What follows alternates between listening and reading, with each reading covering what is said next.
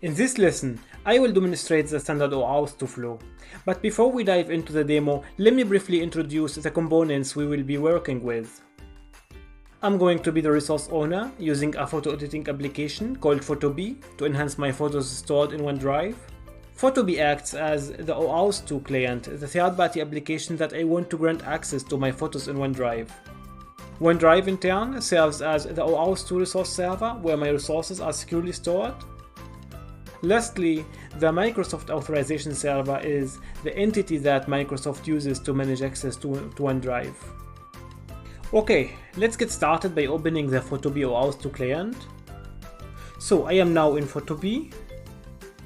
Here you can see options for dragging photos to edit, whether from your device locally or from online sources like Dropbox, OneDrive, Google Drive, and so on. I'm going to select OneDrive. Give Photopea direct access to your OneDrive. I will click on that. So in this new window, we are redirected to the Microsoft Authorization Server for OneDrive. This is the server we typically log into when accessing our resources in OneDrive. This means I am sharing my credentials only with my trusted authorization server, Microsoft, and not with each application that needs access. Let me expand the window a bit here. Okay, in the URL you notice that Microsoft uses OAuth here. Here is the authorize endpoint, which we will explore in more detail later. You see here also the client ID, which is the OAuth 2 client ID for Photopea, formatted as a UUID. There are also OAuth 2 scopes. These represent the permissions we are granting to the Photopea client. In this case, it's full access, including read and write permissions. We will delve into scopes in detail in a future lesson. The response type is set to token, which is tied to the specific OAuth 2 flow being used, and we will cover this in upcoming lessons. Finally, the redirect URI is the URL where the Microsoft Authorization Server will redirect me as resource owner after successful authentication, providing an access token for Photopea. Now, as the resource owner, I need to authenticate with my authorization server by entering my email address and password. So after submitting my credentials, I will be asked here, like you see, to review the permissions I am granting to Photopea. Have full access to all files you have access to. This means Photopea will be able to read, create, update, and delete all OneDrive files that I can access. Accepting these permissions means that I am allowing this app to use my data as specified in its term of service and privacy statement. You can change these permissions at this address here. And if I click here on show details, only accept if you trust the publisher and if you selected this app from a store or website you trust. Microsoft is not involved in licensing this application to you. This is why the client must be trustworthy.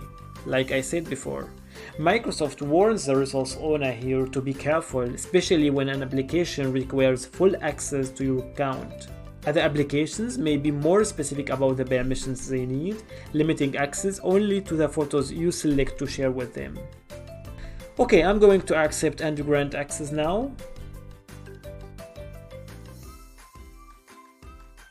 As you can see, Photopea can now access all my photos, allowing me to select which ones to edit without having to provide my username and password. Behind the scenes, an access token was generated and shared with the client, enabling it to fetch my photos and data from OneDrive. Let's check this together using Chrome DevTools. I will click on Inspect here, then switch to Application. The access token is likely stored in the local storage by Photopea. So I will click here, then on Photopea. And here we go. There is the OneDrive access token. This is what it looks like.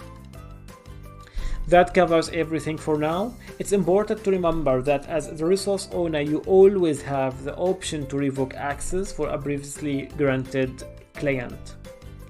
The last point I want to demonstrate is how to revoke access. So here in my Microsoft Authorization Server settings, under Privacy, you will see App Access. Choose which apps and services can access my info. I will click on it. You will see Photopea listed here, and you can revoke access by clicking on Allow. Let's take a look at the details first. It says, you have given Photopea access to this information. Here is a brief summary of the permissions I granted Photopea, and now I can stop sharing and revoke access. That was everything for this demo. You can try this with most applications that require data from other cloud services. In the next lesson, we will explore the different OAuth 2 client types, so stay tuned.